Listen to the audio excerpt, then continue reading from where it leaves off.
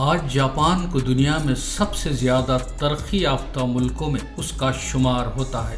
کہتے ہیں جاپان میں کوئی ان پڑھ نہیں، کوئی بے روزگار بھی نہیں، عورت مرد سب کماتے ہیں، عالیشان گھروں میں رہتے ہیں، وہاں چوری بھی نہیں ہوتی، لوگوں کے پاس پیسہ اتنا زیادہ ہے، اگر سڑک پر لاکھوں روپے پڑے ہوں تو بھی کوئی ہاتھ تک نہیں لگاتا۔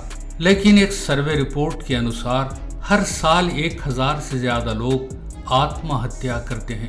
آتم ہتیا کا کارن اکثر بے روزگاری، بھوک مری، ناکامی، غریبی ہوتا ہے۔ جاپانی کے پاس یہ سب تو نہیں ہے تو ڈپریشن ہے، مایوسی ہے، محرومی ہے۔ انہوں نے اپنی اس مشکل زندگی سے چھٹکارا پانے کے لیے آسان راستہ آتم ہتیا سمجھ لیا ہے۔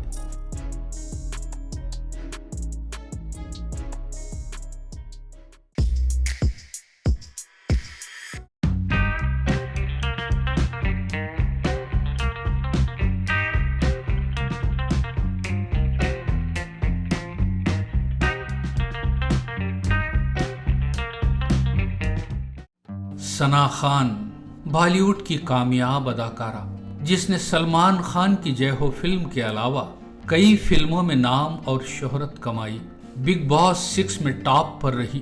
گلیمر اور شوبز کی اس دنیا میں جگہ حاصل کرنے کے لیے ہزاروں لڑکیاں خواب دیکھتی رہتی ہیں۔ ہر لڑکی کی قسمت ثنا جیسی نہیں ہوتی۔ کیا نہیں تھا اس کی زندگی میں؟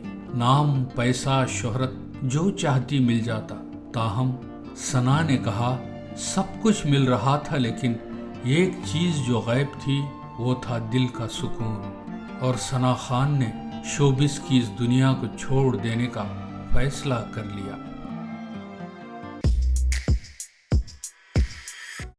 ثنا خان نے مفتی انس سے نکاح کر لیا۔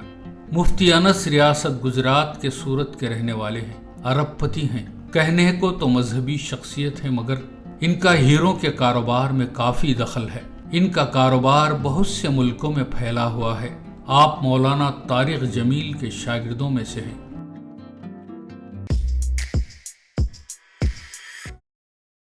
ثنا کو وہ بھیانک خواب آج بھی یاد ہے۔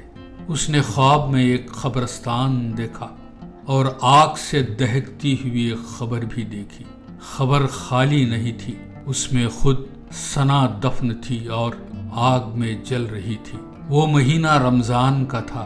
ثنا خان اپنے بوائے فرینڈ کے بریک اپ کے بعد ڈپریشن میں تھی، سکون کی تلاش میں تھی۔ اس خواب کو دیکھ کر ڈر گئی۔ اس نے محسوس کیا یہ نشانی مجھے خود خدا دے رہا ہے، اگر میں نہ بدلی تو میرا انجام بھی یہی ہوگا۔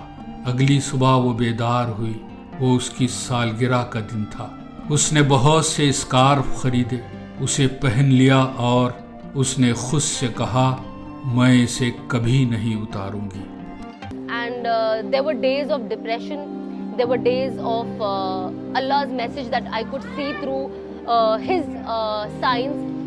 I always tell people that there was 2019, I still remember during Ramadan, I used to see grave in my dream.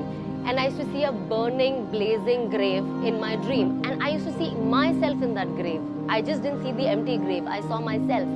And I was like, this is the sign that Allah is giving, that if I do not change, this is what my end is.